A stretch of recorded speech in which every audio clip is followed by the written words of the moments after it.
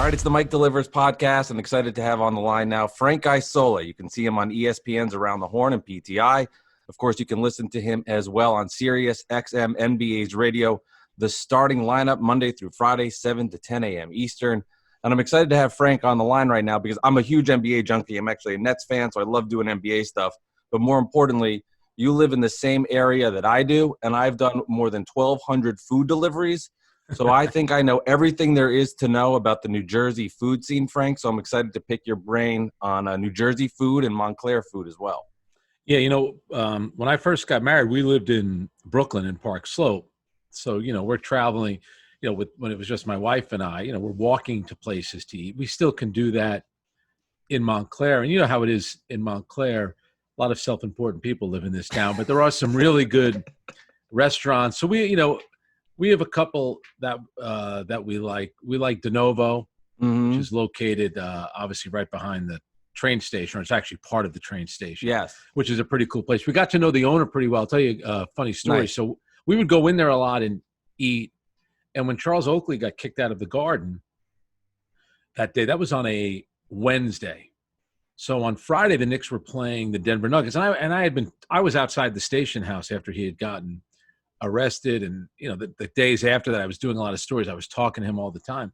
So Friday afternoon, this was back, in February of 2017, I believe it was. So I texted him, or I called him up. I said, where are you right now? He said, I'm in New York. I said, you watching the game? Yes. Where are you watching the game? He told me. So I said, I said, I'm going to be over at a good place in New Jersey. I said, you should come over and watch the game. He said, all right, maybe I'll do that. So I tell him De Novo. So I'm with my wife and my daughter. My son was away at school. So it's halftime of the game. And I told a couple of people he might show up. So there were some people in there that were excited. All of a sudden, the door swings open. And there's just like this, the one thing about, professional athletes, especially basketball players, you don't really realize how big they are. Right. Until they're just like in a natural setting like that. So here comes like this massive man. He walks in. The whole place just stopped. Because remember, back then it was like a big story. So Right. he sat down, talked to the owner, Dimitri, sat at the bar. That's always been a favorite place of ours. It's really good. De Novo we like. And we also like, I wonder if you've been here. You know where the corner is? On Grove Street. It's a breakfast and lunch place. Jeff owns that place. We get to know the owners. That's how often we're in there. But he also owns Giotto, which is on Church Street. That is my wife and I favorite restaurant in Montclair.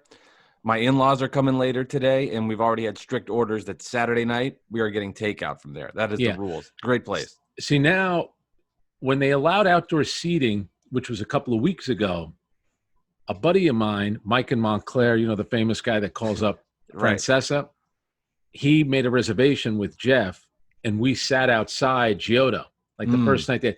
That little area is great because the outdoor seating is really good. I'm not going to mention the restaurants I don't like there, but I do like Giotto. And I'll tell you what, under new management, he changed the inside around. And when you sit inside in the winter like we did, it has kind of like a little bit of like a European feel because the window is really cool. And the food is, as you know, the food there is really, really good. Plus, De Novo, they have a bar, they have a liquor license. So you're buying alcohol there.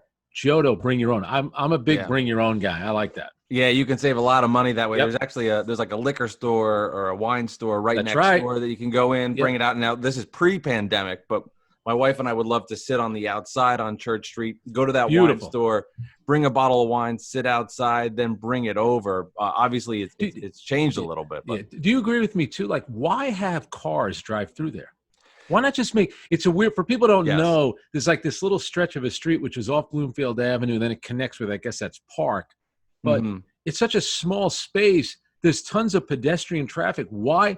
If you don't allow cars here, it's not cutting off any kind of artery or anything like that. That street should be completely closed off. You can then add more tables to it. I couldn't agree with you more, especially now, too. And I think the other day they were doing something like that to try to support businesses. And I can't tell you how much of a pain in the ass that street is for Uber Eats delivery drivers, because you'll come in through and I'll double park and put on my flashers. I did a pickup at Raymond's, which is the a lot of people like a dine, fancy like an upscale diner. kind of diner, very place. Expensive diner. Yes, very right. You want $16 bacon? That's where you go. It's very good, but that's where you get it. I can't tell you how many times I've double parked there and had cops just come at me like, you can't do this. I'm like, I'm trying to pick up food for somebody. Yeah. But you're right. You block off that street. You could make it like this, like European fun outdoor dining seating area, which I agree would be completely awesome. But let me ask you this: when you're delivering, because I'm one of these people, I'd be the perfect customer for you because I don't like to complain if like the order's messed up. I might call and say something so the next time. Right.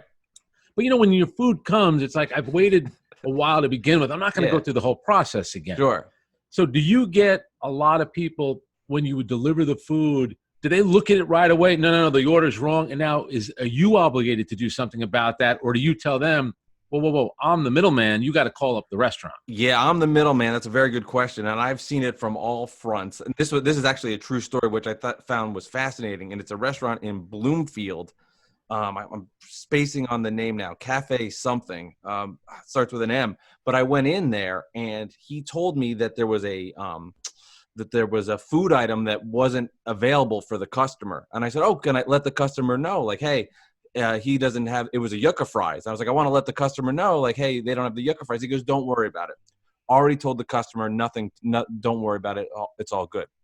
Take the food, go to the customer's house. I'll go, oh, just like, no yucca fries. Sorry about that. But I know the manager let you know. He goes, nobody told me that. Not at all. So I got him lying to me. I'm then going over to take the food. But to your point, I'm the middleman. But what's happened now during this pandemic is there's a lot of contactless delivery.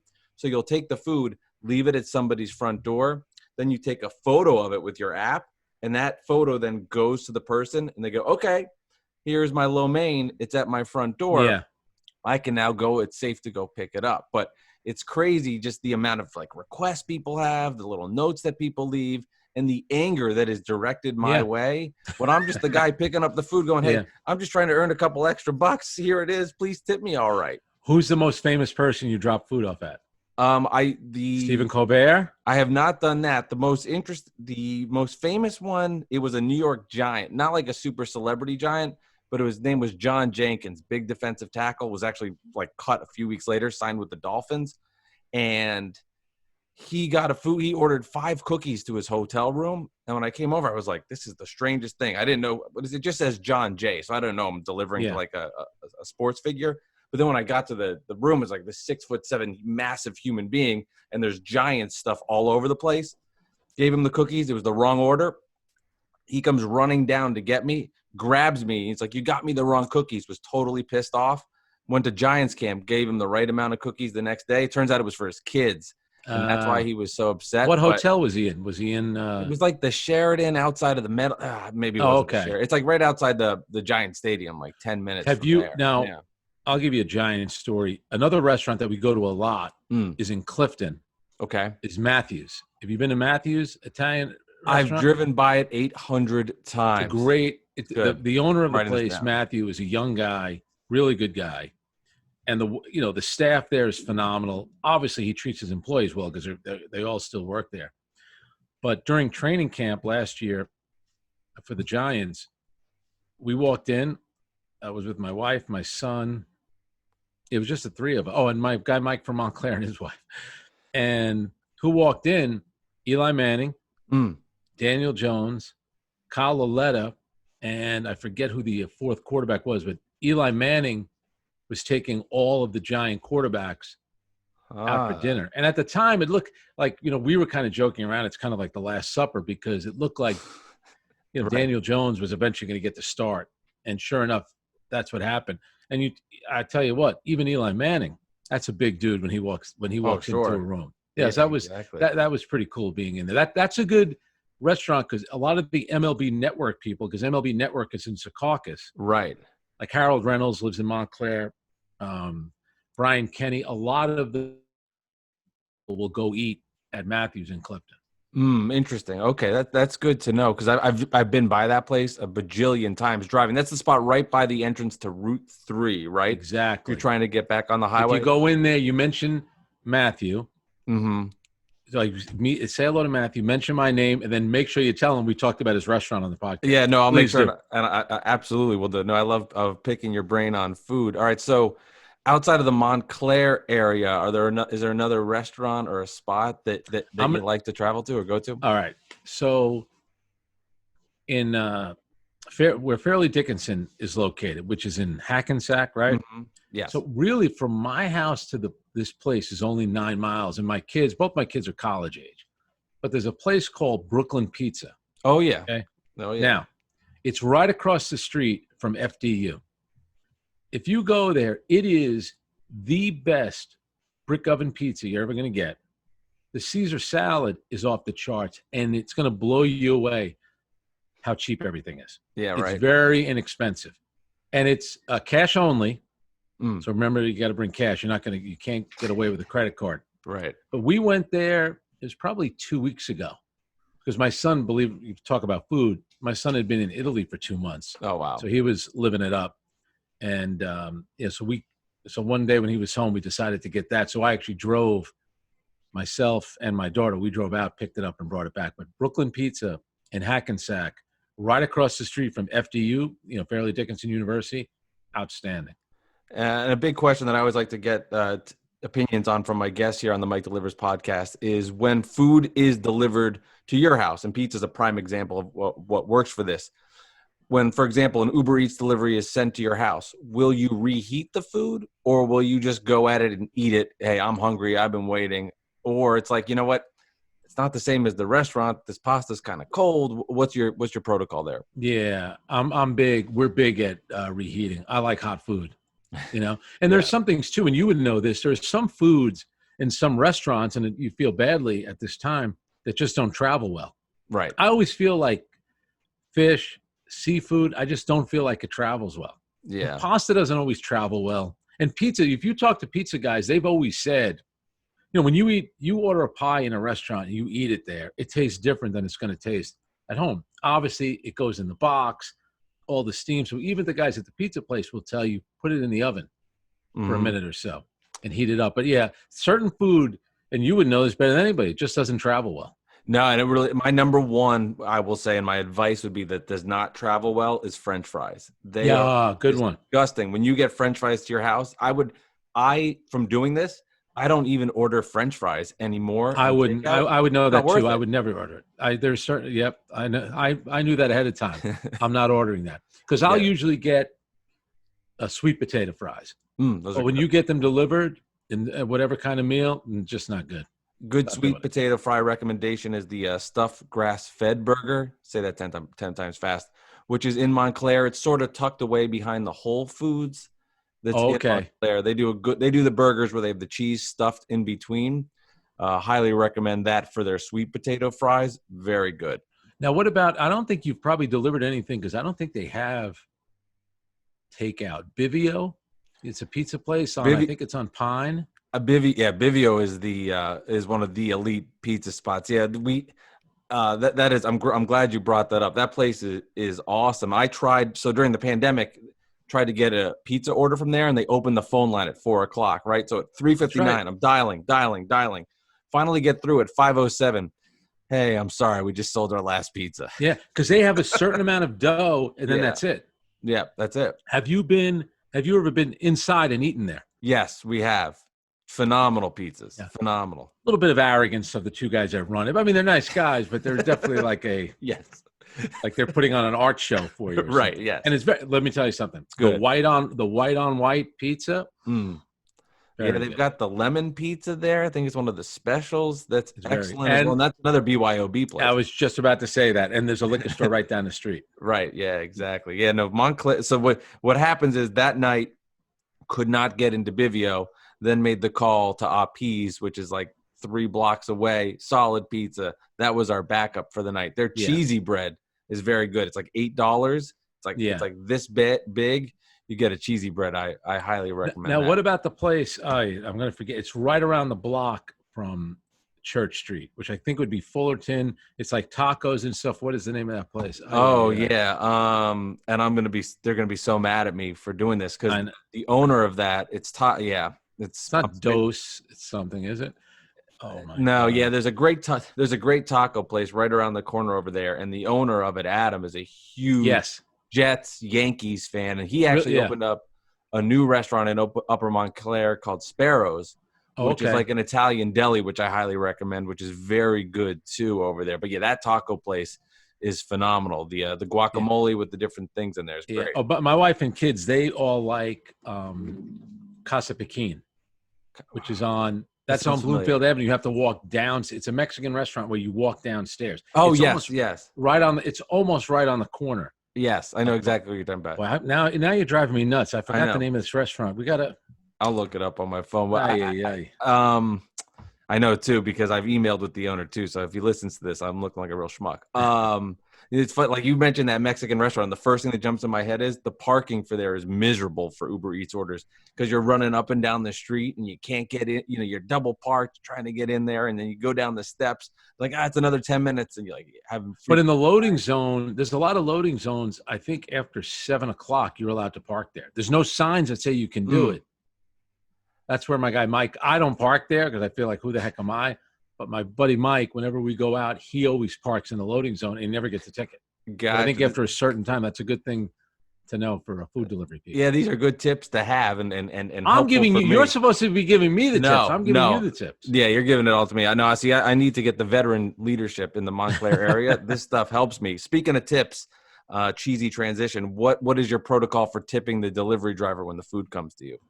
I'm always I'm willing to give anything. I never know how much I'm supposed to give. I always ask them, what am I like? My wife handles all that stuff. Yeah, she's going to be very generous.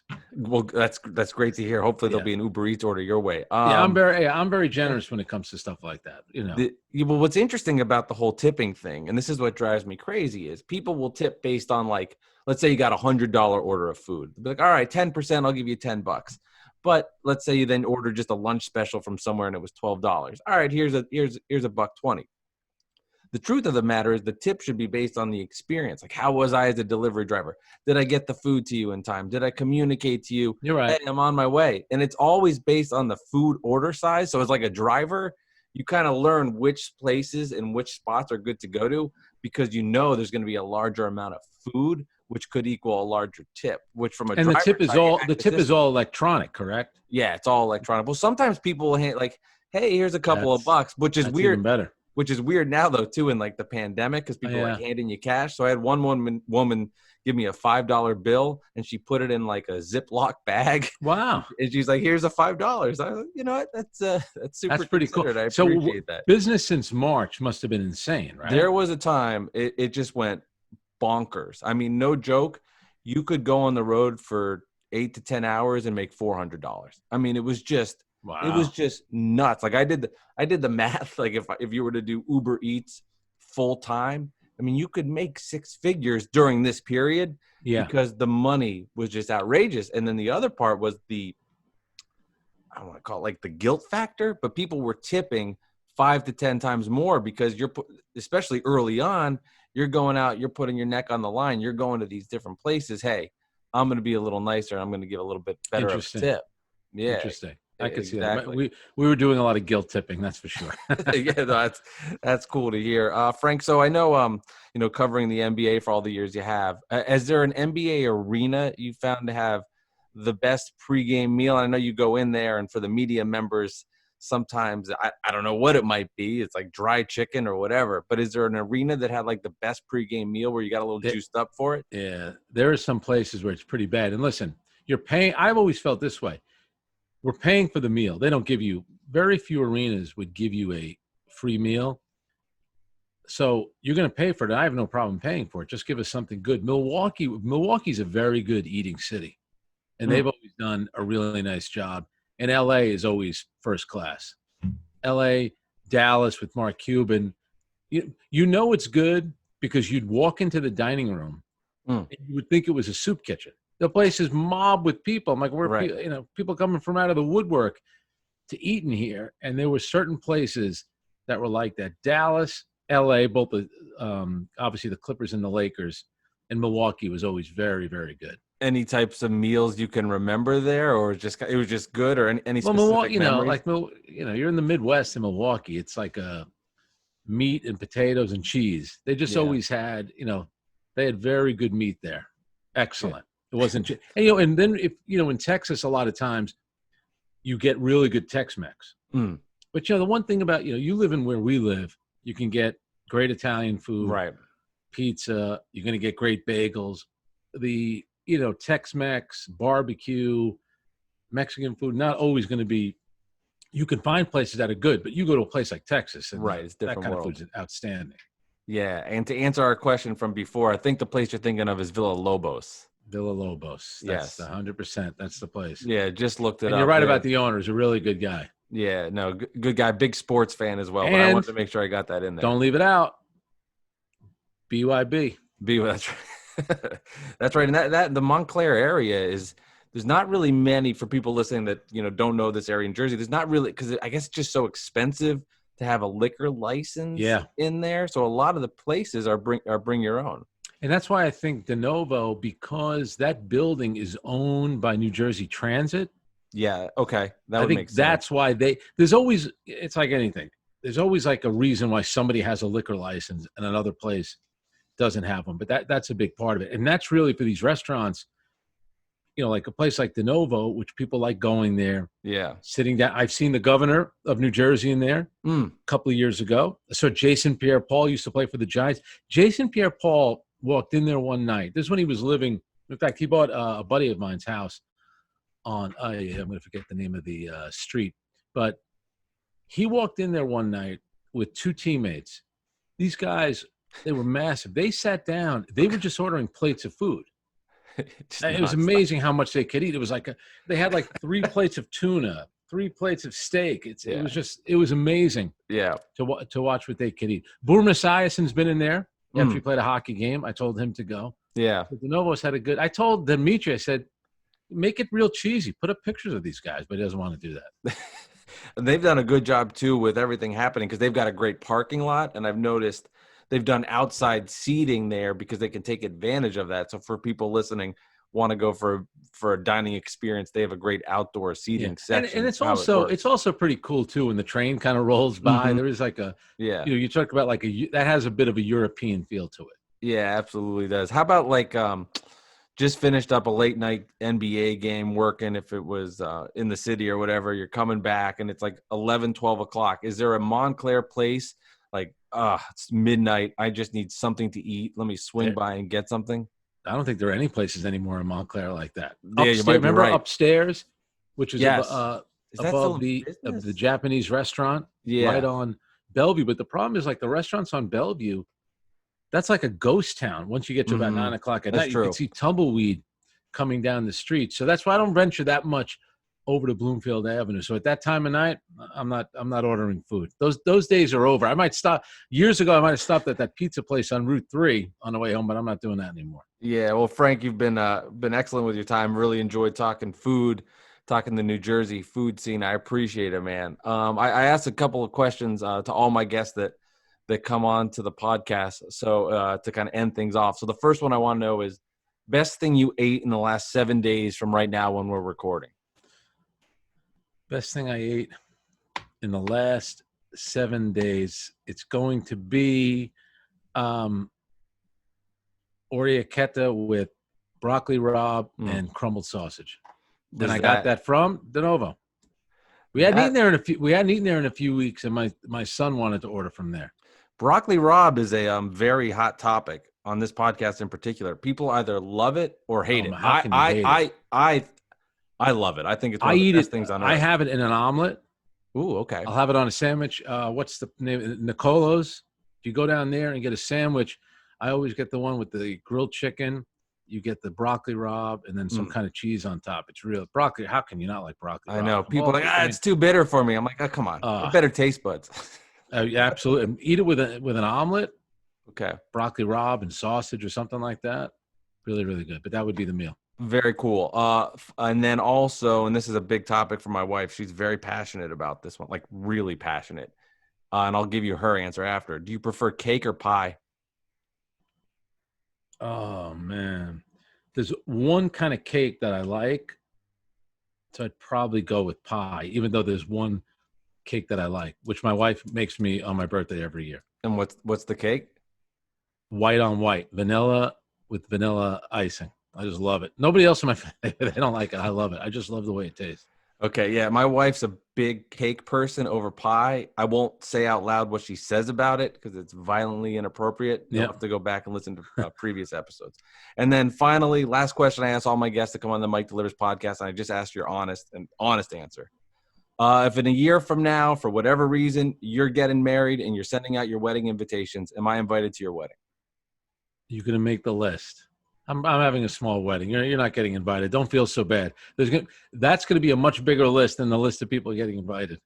Frank, I appreciate your time. Was I the only honest person? No, I've had a combination. I've had people that have said, "Yeah, you can come, you can do this," and then I've had people you could crash. I don't mind that. Oh, that's cool. I've had people that have come on and said, "I've only known you for 20 minutes. How the hell are you coming to my wedding?" I go, "I just want you to be honest." You know the key to a wedding, because where we live, it's basically a fundraiser. So what you're doing is you're also inviting a lot of people with the hope that they don't show up. Right. Then what they do is, but they'll send a gift. That is the win-win. Yes. Really, for the people that are throwing a wedding. And don't forget, tip your Uber Eats drivers. Big cash. I'll talk to my wife. She's doing all the tipping, not me. All right. Well, if you're doing an Uber Eats delivery, I'll keep an eye out for it if it's coming on. Frank, thank you so much for coming on the podcast. I appreciate it. Thanks, Mike.